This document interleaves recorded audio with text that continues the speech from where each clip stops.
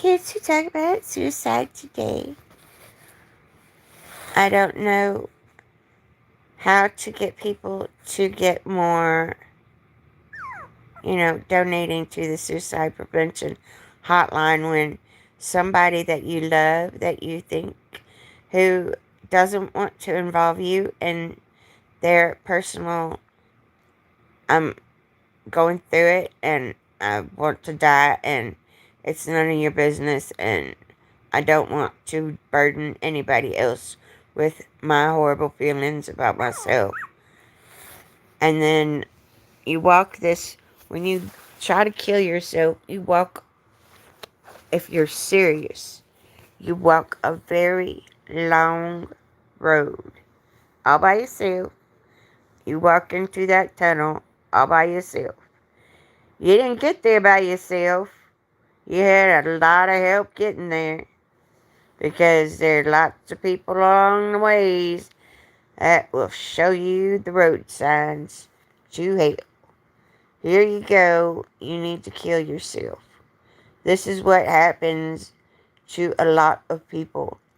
It's very sad. It's very tragic. I know. I made that walk on my own twice to where I was dead serious, where I've never been the only person I've ever talked to who I know who has anger management problems. The only thing that's ever made me more angry was waking up that first time I tried to kill myself. First of all, there's nothing more humiliating because you think you're going to do it, you think you're going to do it right, and you fuck it up. So there's that humiliation. And then people want to show you that you're just fine and everything's right. My mother invited friends over the night I came home from the hospital, and I went up in my room and cried because I didn't want anyone to know I existed. That's how suicide is. I don't understand what the fuck happened with my husband. Why he didn't feel like anybody cared enough about him. Why he had to go kill himself. But he did. I know why I tried earlier this year, and it's because I was sick of being in so much emotional pain over what has happened. Alienation of affection is what people will do to mothers and fathers. That's what's happening to Rob right now. They won't let the mother won't let him see his own kids. The court ordered me not to see mine because I was so pissed off. He left me, and without so much as a fuck you, a note, I'm getting on a plane, I'm going to Oregon, and then staying up there for, I think I'm just going to move up here because I'm 16 years old and I'm free, white, and 21. Surprise. You certainly aren't free. You certainly aren't 21. And I certainly wish you weren't white. I wish I had fucked some other body so that you wouldn't be that white Cassius Clay. It sucks to have to think sad things about your own son who can't bother.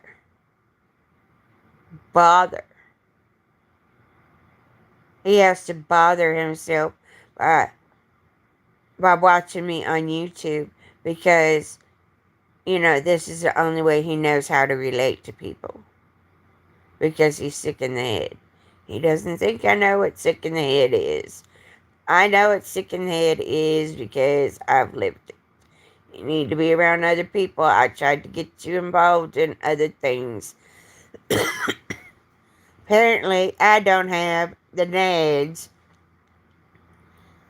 It's a shame that you do not know Robert. I don't know if you're ever going to know him. You're almost 18 years old. You don't need to know your new daddy. You certainly don't want to know your mother. So if you don't want to know your mother, then I guess you don't want to know your new daddy or your four brothers. So bonus for me. More mommy loving for me. More best mama ever.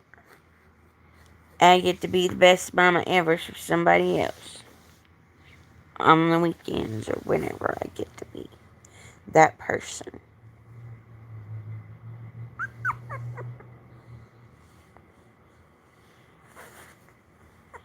Chris, I'm glad you're here. I'm not suicidal anymore.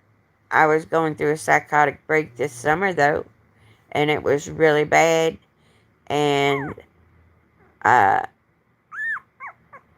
when my friend he had people donate to the suicide hotline for suicide prevention, and when I called those motherfuckers, they said call a friend. So guess who I called? I called the friend that donated the money for his birthday to the suicide hotline. He didn't want to talk about it. Shocker. Shocker. Shocker, nobody wants to deal with your problems. Because nobody knows how to deal with your problems. Because we aren't taught how to relate to each other as human beings in school. We aren't taught how to relate to people when they have certain situations going on in their lives so that we can count on our peers. So that our peers can pull us up instead of fucking drowning us like they have been trying to help kill us. Oh, let's watch her kill herself online. Let's watch Instagram. Oh, what's on Instagram? Oh, look, it's some crazy bitch trying to kill herself. Now she's saying a bunch of stupid racist stuff because she doesn't want to die. And she doesn't know how to say, help, save me. I took too much fentanyl and I'm dying. Somebody, please stop it. And then I broke the internet because all these people that were so concerned about me were watching online as it was going on.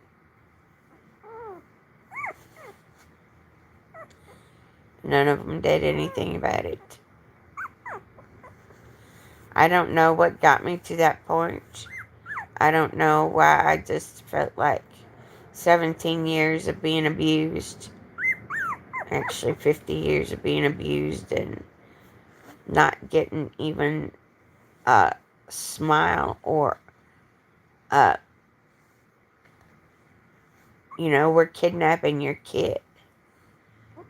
How the hell are you supposed to react to somebody when they write that to you? We're kidnapping your kid. Oh, thank you. Thank you for kidnapping my child. Now I'm going to go jump into a deep river because you have your family and you decided, since you fucked off your kids when you were growing up, you decided to take mine. Because you couldn't be a mother to your own children who can't stand you now.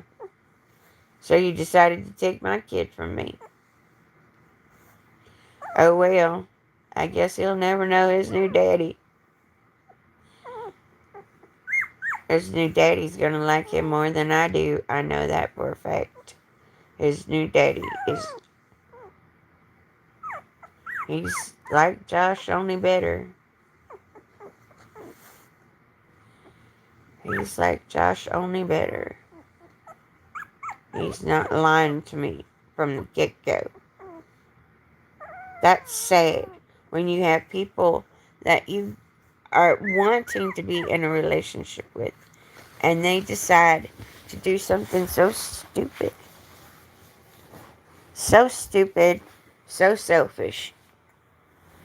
Hey, I'm all for anybody who wants to get off the planet. That's their business. That's their business. That's their role. That's their duty. That's their obligation to being human. They don't have to fill in a gap. And that's exactly what I feel like I am. Filling in a gap. Here she clicks off the boxes. She matches the appropriate ways of life. Look at her. I don't know what I'm trying to say about suicide today, but I hope that you are not suicidal. And if you are suicidal, I hope you are getting some education on narcissism, borderline, psychotic, histrionic, because everybody has all of those cluster B uh, personality disorders. Everybody has traits of them, and they don't know how to express them. And the ones that express them poorly are in government. And we let these assholes rule us. Why? Why do we let people who say, excuse me, you can't do any cocaine if it's not for personal use, and I'm not getting my government, my Uncle Sam cut of your cocaine, of your high, then I guess you can't get high, right? We're gonna add shit to your drugs so that you're just a piece of shit who uses drugs. You're an addict. You can't help it. We made you one by our culture, and because peer pressure so high that you can't stand it. Too bad. I had to have brain surgery so I could tell all my peers they could go fucking suck a dick. I'm glad I got sick when I was young. I'm glad Robert had to go to jail and sit in solitary confinement because some assholes had it out for him, and he got happy that he won a fucking stupid game and jumped up and bumped into a guard, and they said he was inciting a riot, so he got to live a whole year in solitary confinement as a child when he was 18-ish. Just like I've had these rotting septic tubes, he gets to carry that jail sentence. He gets to carry that little solitary confinement with him wherever he goes in that little pill powder.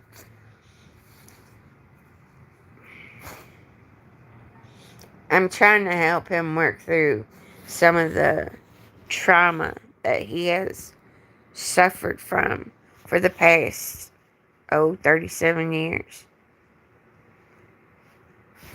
I didn't have sex with my boyfriend, and I'm calling him my boyfriend. He doesn't like labels and shit like that. Oh, well, tough shit. You're my boyfriend. And you hadn't had any really good girlfriends.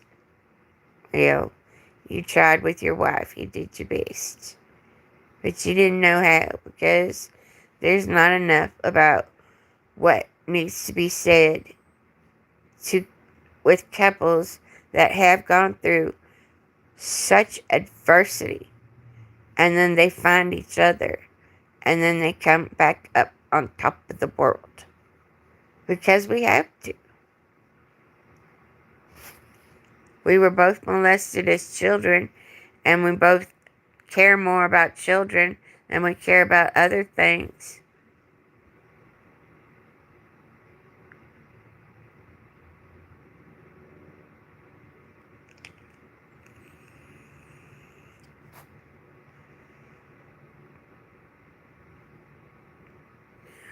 I wish I cared about other things like I'm about to care, like I care about the United States.